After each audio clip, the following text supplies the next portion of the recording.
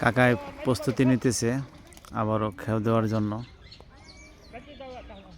ইনশাল্লাহ একই জায়গায় আবার খেয়ে দিবে।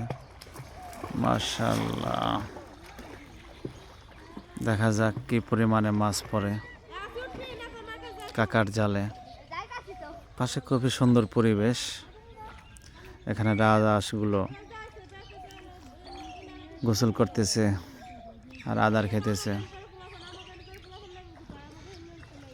পাশে একটি নৌকা উঠায় রাখছে ডাঙ্গায়। কাকায় ধীরে ধীরে রশি টানতেছে জাল ওঠানোর জন্য। পাশে ছোটরা গোসল করতেছে ছোট্ট খালে, সামনে ব্রিজ।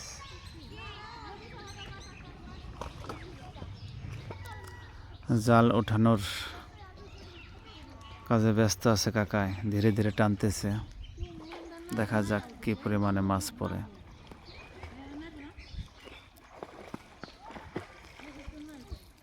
কটা বাজে আছেন কাকা? কটা বাজে আছেন? সকালে কটা বাজে যাবেন বাড়িতে?